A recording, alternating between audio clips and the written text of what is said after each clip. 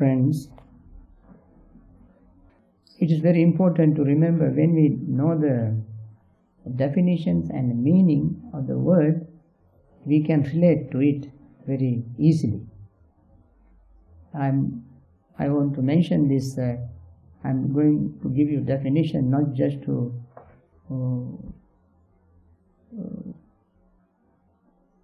make it kind of scholarly and very classical and literal talk. I just want to mention this in order for people to understand why this word is used, why it is called Metta.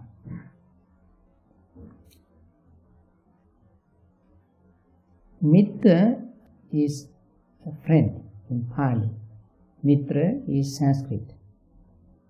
Mitra also is used for the sun that controls this whole solar system, makes us or keeps us alive and have these greens all over and gives us warmth and so forth. That sun is called Mitra.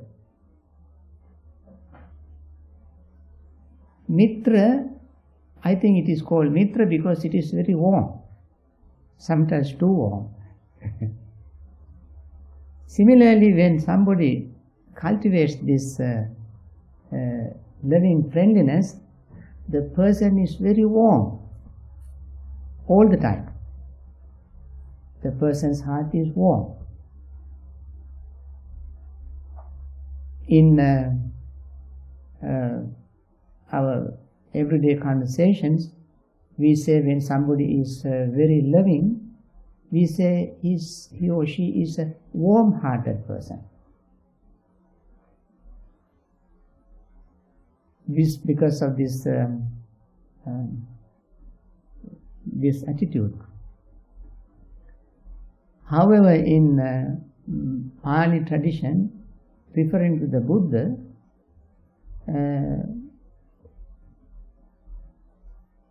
Buddha is said to have a cool heart. Describing the Buddha, Pali scholars say, Karuna Sitala Hadayam, Panya Pajjota Vihatmohatama, Sanaramara Lokagurung Vandetang Sugatang Gativimutin.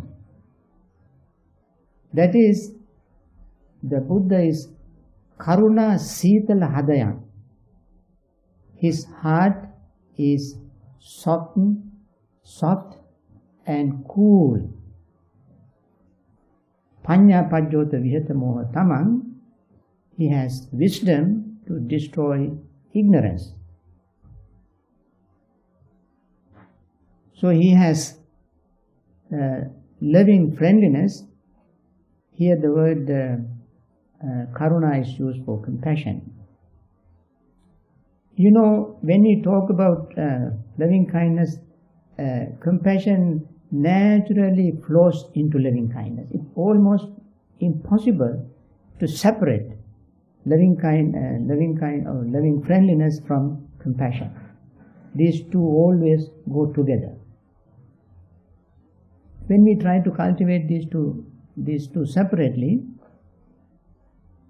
we find it very difficult. Although when we can define these two, loving friendliness as one and compassion as another, I give you those definitions later on. But in practice, it is almost impossible to separate these two. So when we talk about the Buddha, about his loving friendliness, also is called sometimes compassion. So, I think it is necessary for people over there to say the heart is cool, maybe because they are in a very hot countries. You need cool heart. Here, it is very cold, so you need warm heart. to compensate. However, because the sun is so warm, ones who have warm feeling or loving feeling are called warm-hearted feeling. And also this loving friendliness, just like the sunlight, is absorbed by individuals depending on their own state of mind. Sometimes sunlight is absorbed, some objects absorb sun stronger or more than other objects. Similarly, some people receive loving friendliness and accept it and accommodate it and live with it more easily than others. For some people, cultivating or receiving loving friendliness is very difficult. For some people, very tiny little thing is enough to melt their heart, to accept loving friendliness. And this is another characteristic, another aspect of loving friendliness. Some people cannot recognize, cannot accept it. They remain very much distant.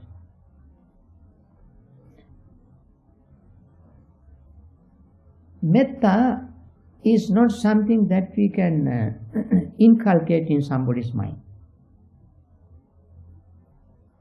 But metta is in everybody's heart, everybody's mind, everybody's life. There may not be any living being who does not have the root of metta, loving friendliness. All living beings have it. Even animals have it. Sometimes in Pali texts, to illustrate the power, the strength of loving friendliness, animals' friendly, loving friendliness or animals' love is used as an example. For instance, I don't know how true it is, but the example is very, very strong. A cow once was nursing her calf, her baby. At that time, somebody shot an arrow to her. And because of her utmost love for the baby, for the calf, the arrow did not hit her. I mean, whatever it is, the reality is that cow at that moment is full of love. When she nursed her baby, she is full of love. That means even that cow has it. According to Buddhist tradition, there is no being who is totally void of loving friendliness. True, deeply rooted loving friendliness. Most human beings don't know that. They don't know how much love, loving friendliness they have, the root of love they have within themselves. It is buried under the rubble or heap of defilements, hatred, anger, resentment, disappointment, and so forth. It is buried. Therefore, we have to develop this, cultivate this purposely. Only when the mind and body is totally relaxed, in the relaxed state of mind and body, this loving friendliness begins to manifest. It is just like when the earth is very rough, dry, no moisture at all, seed won't go there. On rocks, seeds won't grow. When the earth is soft, full of moisture, and then we can grow seeds there. Similarly, this thought, this root of loving kindness is in us. And we have to unfold it, we have to give it a chance to grow by relaxing. When we talk about Buddhist meditation, no Buddhist meditation has been recommended without the practice of loving kindness or loving friendliness. I use the word loving kindness as a habit, but I prefer using loving friendliness, because the word metta is friendliness. So to make it stronger, more powerful, we use the word loving as well. So we should call it loving friendliness. Loving friendliness, I say, cannot inject into somebody's mind or cannot inculcate in somebody's mind. Every individual must independently cultivate it. However, depending on circumstances, environment, conditions under which we were brought up, sometimes in some situations some people cannot discover it because of the family situation, upbringing situations, neighboring conditions, and various type of educations and so forth. Certain conditions can suppress that, make it weak, but nobody can totally eliminate it from somebody's mind, just like nobody can completely implant it in somebody's heart. It is not something that we implant. It is something that we have within ourselves all the time, and we have to find a way to bring it up, develop, cultivate within ourselves. The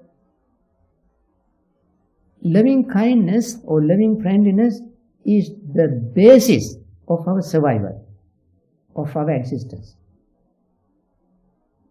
If we do not have that, we can be extremely cruel. If we do not cultivate it, we can be cruel, very wicked, very mean. But even the apparently wicked person can be, once the person finds it out, turns into be a very soft-hearted person. You all remember the very famous story of Angulimala. I don't think there is anybody who does not know that story. To summarize the story, for the benefit of those who don't know it, let me give the brief summary of the story. Angulimala's name was Ahinsaka. The name given to him by parents at his birth or soon after birth was Ahinsaka. Ahinsaka means innocent, one who does not hurt others is called Ahinsaka. And that was he. He was that. He was innocent person. When he went to the school, boarding school, he happened to be the best in the school, and every boy in that school was jealous of him, naturally. And they fabricated a story against him and poisoned his teacher against him. So the teacher did not believe the students for a while, but when they kept on repeating it again and again and again, teacher also began to believe. This is why I said one day in one of my Dhamma talks, don't believe in any mere hearsay. When you hear something repeatedly again and again, even if it is something completely wrong, without any basis, you may believe it. When you hear it again and again and again, like this, like commercials. So this teacher eventually was convinced that Ahinsaka was a bad boy, The story was that he was having an affair with his teacher's wife. That was the story they fabricated. So naturally teacher was very upset. And he could not kill him in the school, because if he did that, that was very bad reputation for the teacher. So he plotted a way to kill this boy. At the end of the schooling, everybody went to give him some gifts. This boy didn't have any gift. But when he went to the teacher, he said, "All right, only gift you can give me is that you bring 1,000 fingers, human fingers. Make sure when you were going to leave," yes sir, he had never killed even an ant, because he is an innocent boy. Now he has so much love for the teacher, respect for the teacher. He would do anything that the teacher asked him to do. So he said, "Yes sir." When he was going to leave, he said, "But remember, bring one finger from one person. You cannot cut all the fingers from one person. You can get one finger from one person to make the task very difficult for him, so that one of these thousands people will kill him." That's what he thought. This boy took a sword and went into the street, went into the jungle, and waited on the way. When he saw people coming, he ran and killed them and got their fingers. At the beginning, he did not count the number of fingers he had. He put here and there, and some got rotten and animal ate and so forth. So finally he thought, he was so desperate, he thought the best way to keep the count of the fingers is to make a garland out of these fingers. So he killed somebody, got one finger, put in a string and hung it around his neck. See the amount of trouble he went through just to show his respect, love, reverence to his teacher. And finally, of course, when he had killed 999 people, and one day, last day, he was going to kill his mother. And the story came out very quickly, and Buddha came to know about it, and out of Buddha's own love and compassion, he intervened. He went and stopped Angulimala, and immediately Angulimala threw away his sword and surrendered to the Buddha, and the Buddha brought him to the monastery and ordained him. Now, anybody listening to this story might think, without knowing the background of the boy, might think that Angulimala was a cruel person, wicked person. He wasn't. He was a kind boy. In his heart there was loving kindness, loving friendliness, gentleness, softness. But this is how he was conditioned by somebody, by the teacher himself. As soon as he became a monk, his true nature came out. Immediately he became an arahant. One day he was walking with his arms folded in his hand, and he heard a woman. He went to a house, stood in front of a house to get alms food. While he was standing there, he heard a woman crying in labor pain. She had a difficulty in delivering a baby. This monk's heart melts, and he did not know what to do. And he went to the Buddha and said, "I went to such and such a house. I heard so and so is crying in labor pain. I cannot bear it. Sir, tell me, what shall I do?" No, if he was a cruel person, he wouldn't have this kind of thought. He was very gentle, very kind, very compassionate, full of love and respect for life. Buddha said to Angulimala, you can do something very good for this woman. Go and tell her, standing in front of her house, tell out loud to her, since I was born, I have never killed any living being. Then Angulimala said, sir, how can I say that? I have killed 999 counted. I don't know how many more I killed without counting. And how can I say now, I have never killed? But remember, what I mean is, since you were reborn, born again Buddhist. You see, since you were reborn as a monk, you have never killed anybody. Remember that much. And go and tell out loud, Yatoham bhagini arya jatiya jato nabijanami sanchichapanam jivita voropeta. Go and tell, sister, since I was born as a noble Aryan, I have never killed any living being. By this power, by this truth, by this act of compassion, may you be relieved from your suffering, from your pain.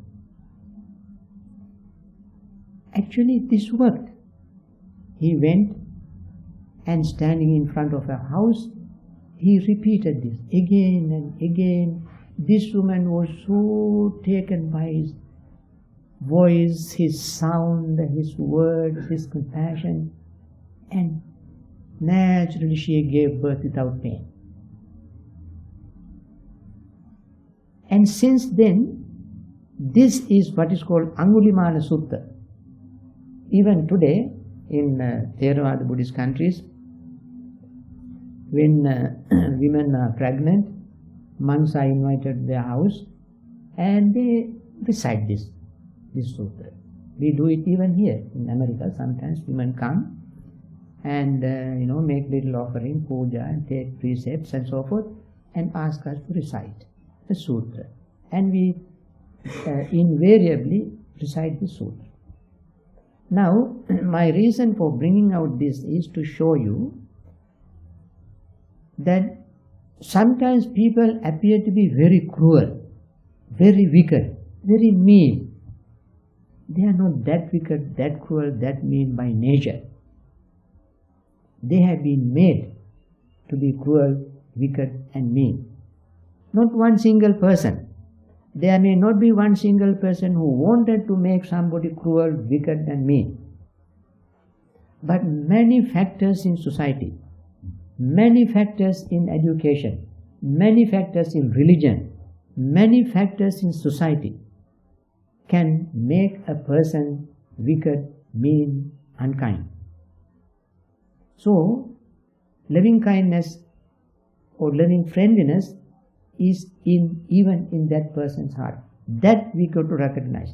When we practice loving kindness, therefore, don't try to preclude any being thinking that so and so is so mean. How can I practice loving kindness towards them, towards so and so?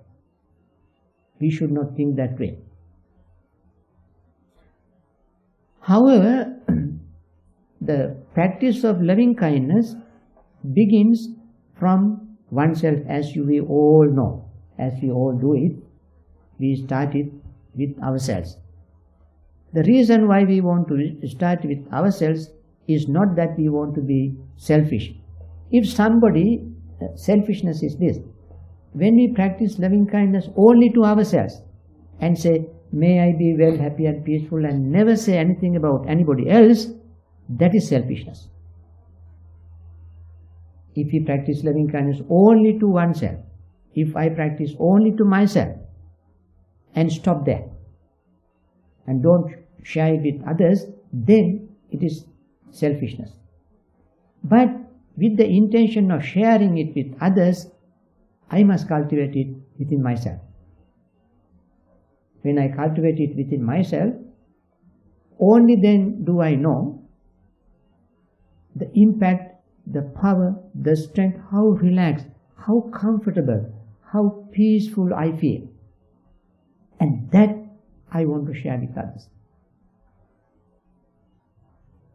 Also, why we want to cultivate it within ourselves, and Buddha also mentioned that.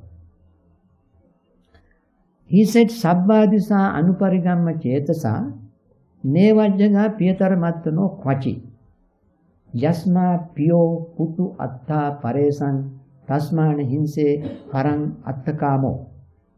That means, I have surveyed the world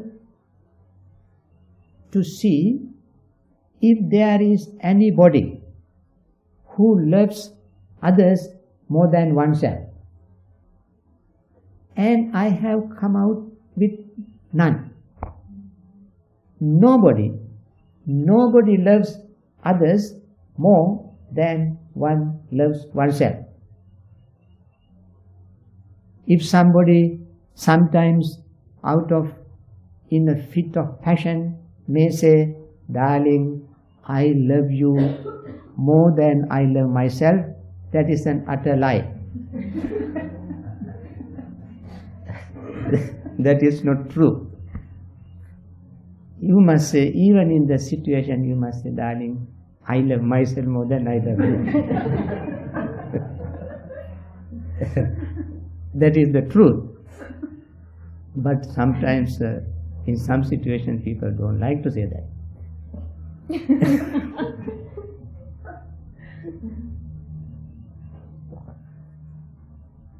So, Buddha said, and therefore, since you love yourself more than anybody else, you must feel the impact, the power, the feeling of love for yourself.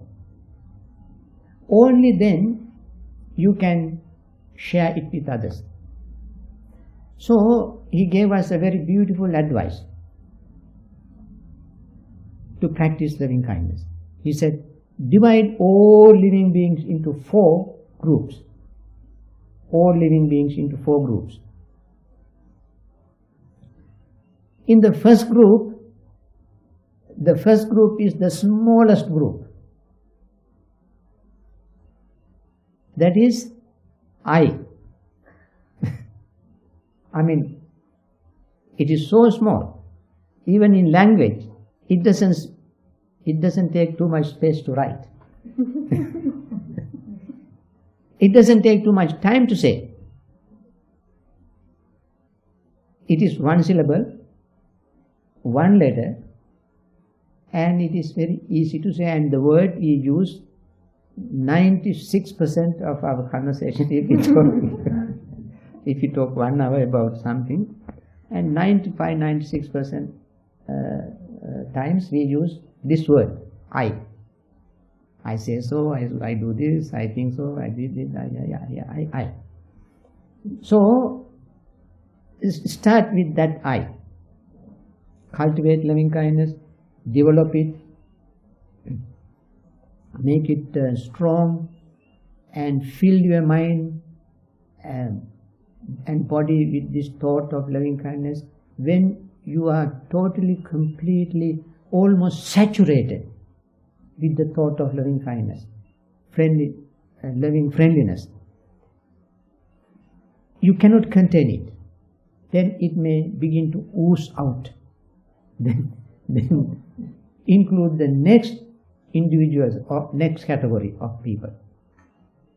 Next category of beings are your loved ones.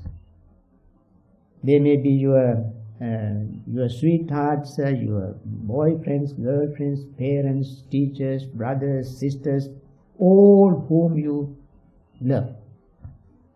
Include all of them. That is the small category. Second large to the first one, or larger than the first one. And then very easily you can spread that loving kindness towards them, that loving friendliness towards them.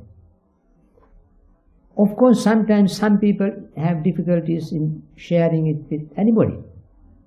But once they begin to feel the impact, the power, the strength of loving kindness towards themselves, then it is not difficult for them to include all their relatives, friends and so forth.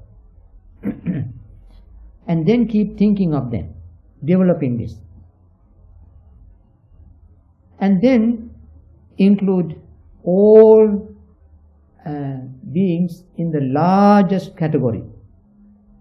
The largest category means all other living beings. They may be human, animals, divine, demons and whatever. All other beings.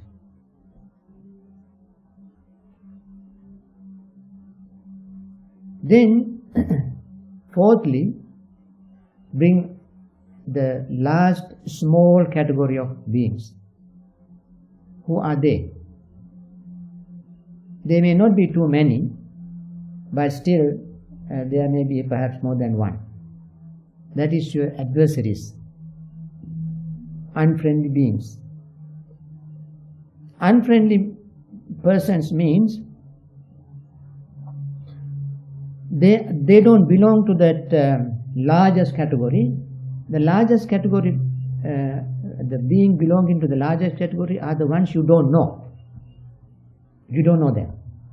But those last beings in the last category are the ones you know. Somebody whom you had never seen nor heard would not become your adversary. It is said, Nakaschit kaschachin mitra, nakaschit kaschachin ripu, vyavaharena mitrani sanjata ripuastatha. Nobody is anybody's friend, nobody is anybody's enemy, but only through association, through contact, somebody becomes a friend or adversary. Therefore, the last category of beings are the ones whom you happen to know, happen to associate with, and therefore they turn out to be your adversaries. And therefore, since it is difficult for many people to develop loving friendliness towards them, share your loving friendliness with them, very difficult, you start with yourself, go to the friends and relatives, and then all unknown beings, and then come last to the beings you have become, who are your adversaries. Still, some people find it extremely difficult to share loving friendliness towards them, with them. They say, how can I? We have made a little formula of sharing loving friendliness. In that we say, may my unfriendly persons or enemies or adversaries be well, happy and peaceful. May no harm come to them.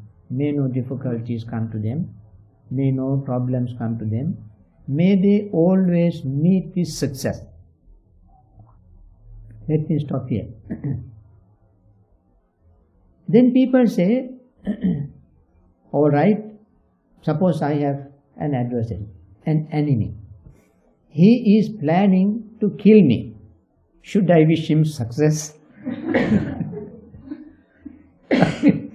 People can come up with anything. So,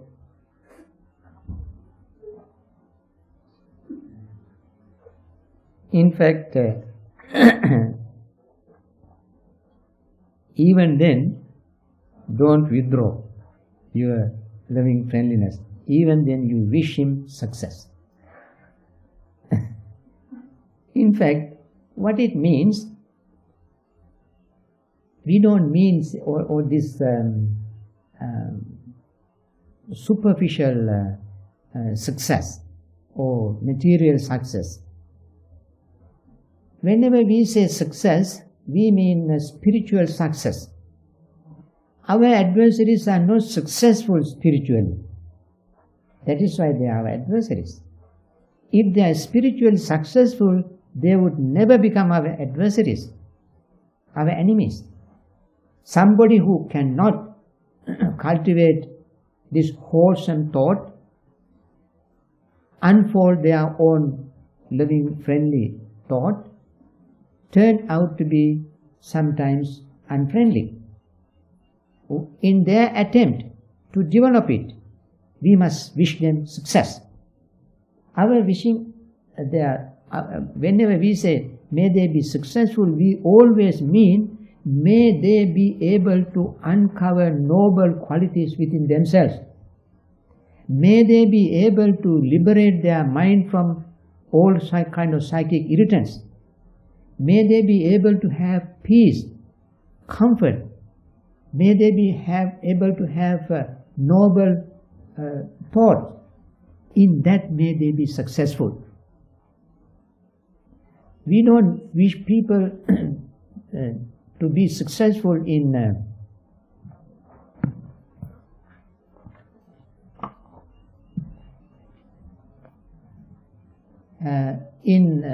doing something wrong.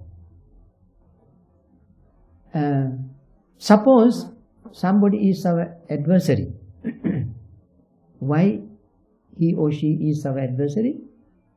Because that person, as I mentioned earlier in Angudimala's case, the person was brought up under very unfortunate situation, very unfavorable situation.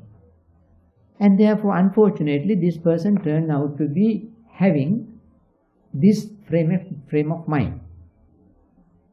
You know, if I have an adversary, I wish him success in attaining liberation, attaining enlightenment. If he attains enlightenment, he won't be my adversary anymore. Then my work will be very easy. He won't get in my way to hurt me. I don't wish him to have pain, suffering and so forth.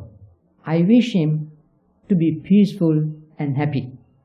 I wish him to be liberated from his psychic irritants, so that he will be peaceful, he will be happy, he will attain liberation.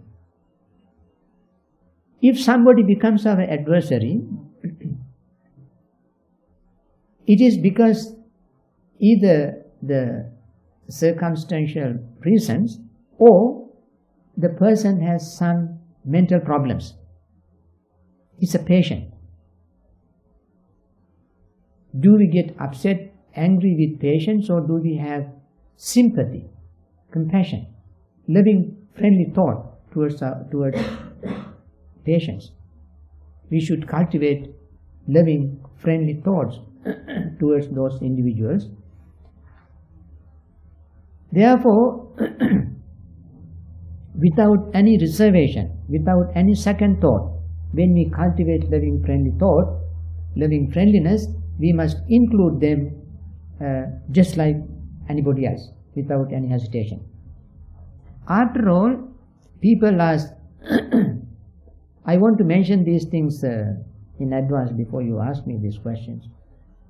People think, if we cultivate loving, friendly thought, is that going to affect other beings? For instance, we wish so and so be well, happy and peaceful and so forth. Would that person be peaceful and happy by our wishing? Or they may say, in that case it is very easy for us to eliminate all sufferings in the world and sit in one place and say, may the world be peaceful and happy. The world will be peaceful and happy. Just like a magic. All we have to do is to sit in one place and say, may all the wars in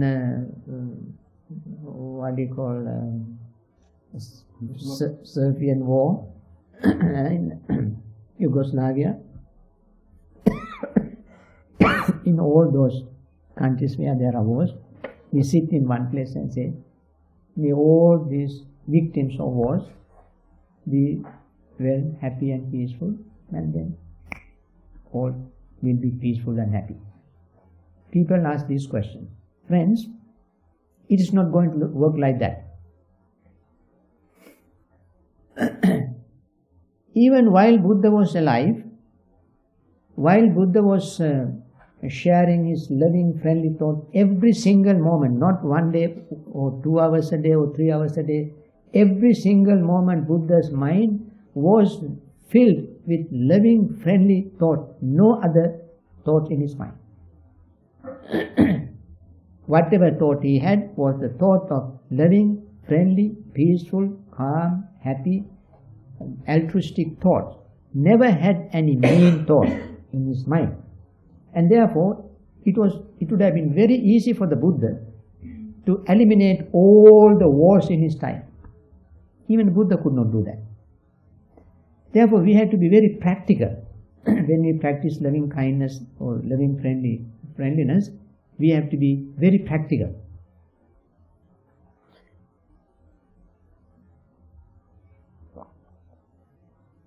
This loving, friendly thought works for those who practice it.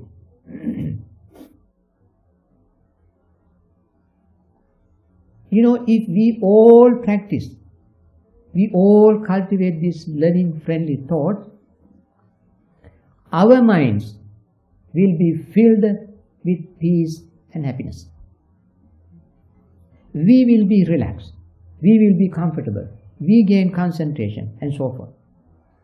And also, when we associate with others, through our association with them, they learn, they become relaxed, they become comfortable, they cultivate this friendly loving thoughts. If we direct this towards someone we know very well, in a very difficult situation, we direct our thoughts towards that person directly. That also might work. But this is not going to eliminate world sufferings. But this will definitely help us to relax and remove our own hatred and resentment from our own mind. So in the final analysis, we practice this thought of loving friendliness for ourselves.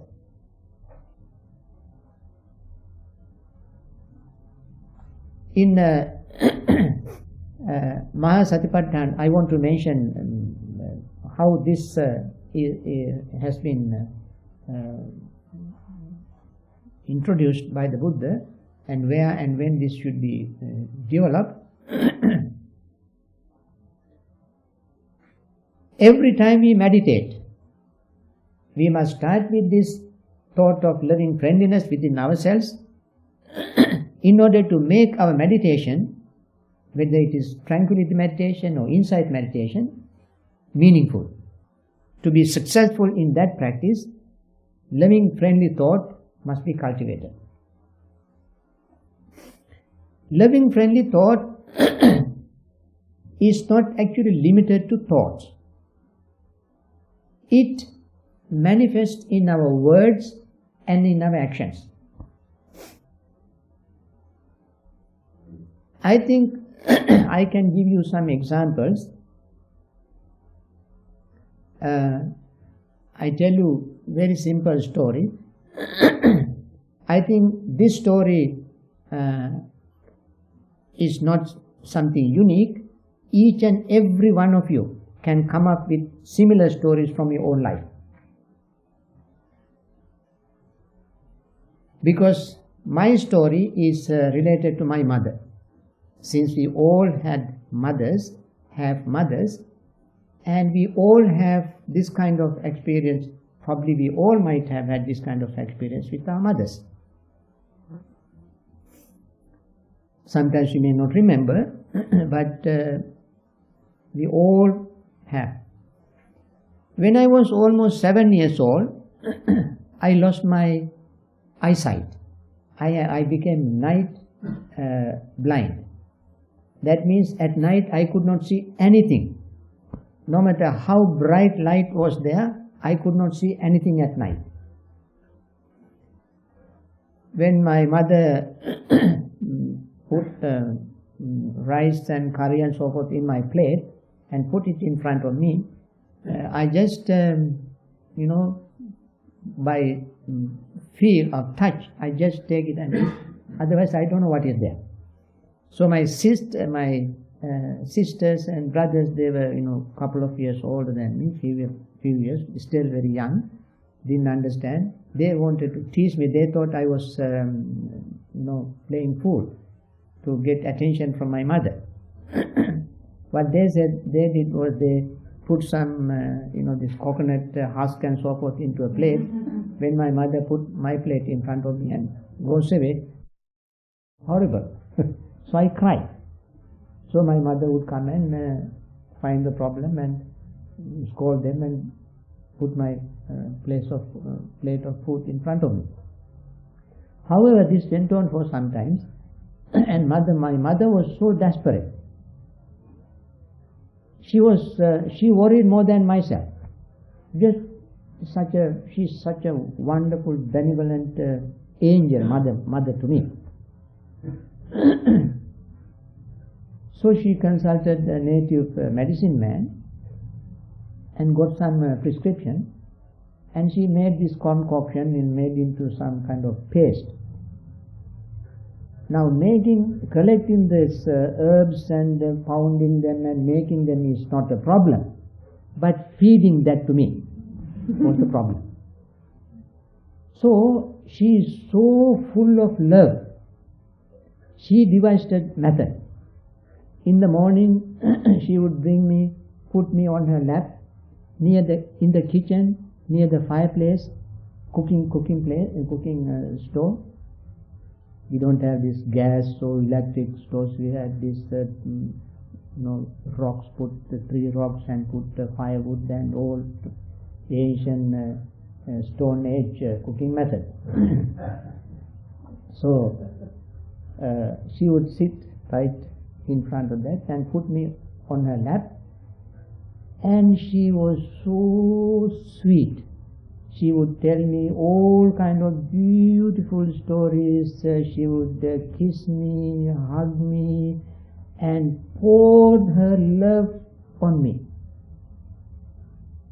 Why? In order to win my heart. Why?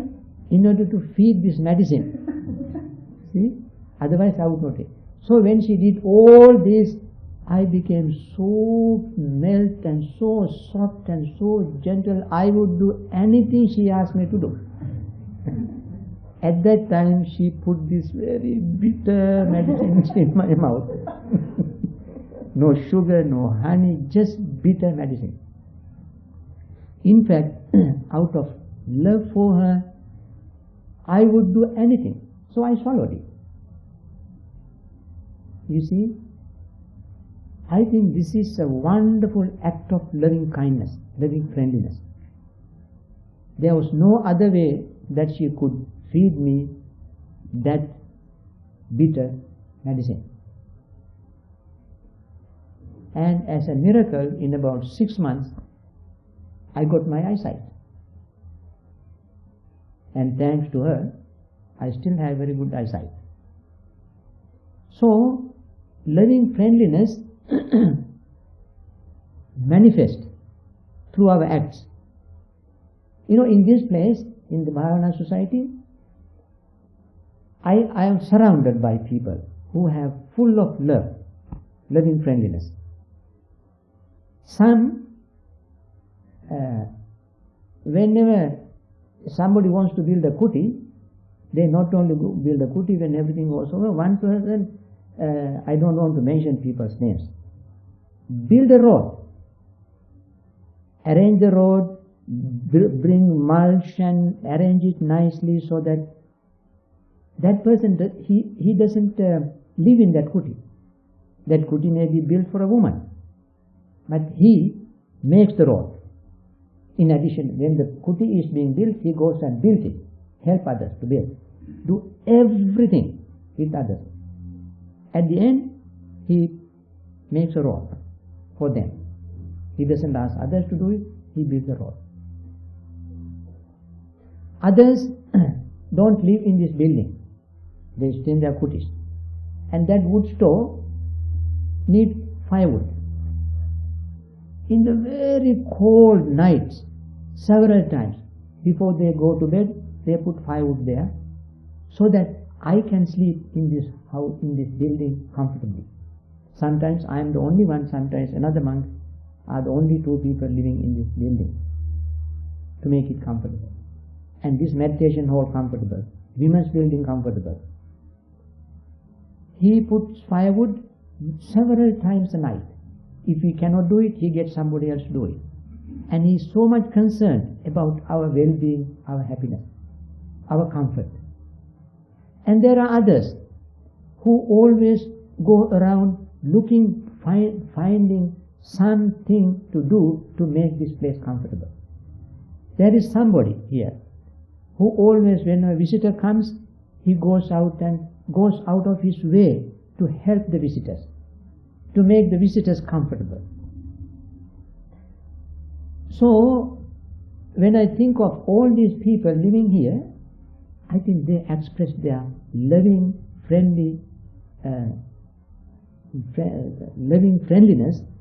in their action, not only in the thought. So this is how I feel very fortunate to live in a place like this, because of their loving, friendly thought. So loving, friendly thought is not limited only to sitting meditation.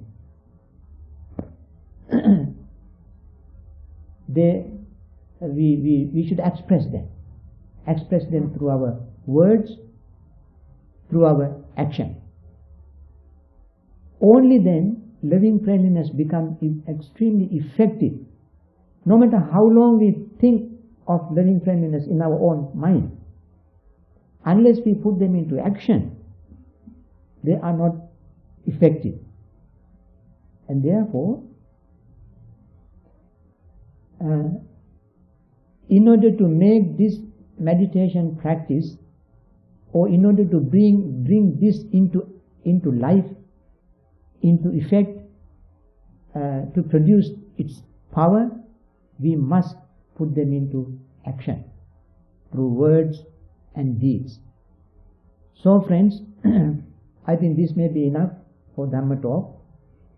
And tonight, if you have questions, you may write down.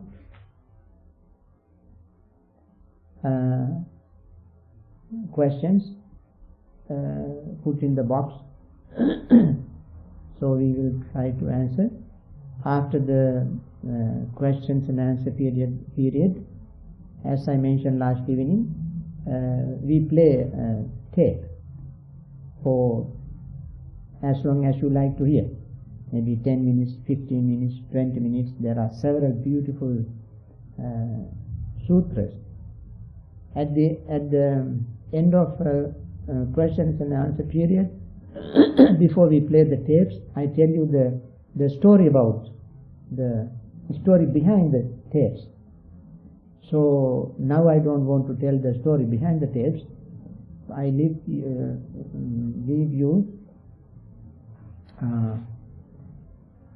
now to continue your meditation. Perhaps you may do walking meditation now.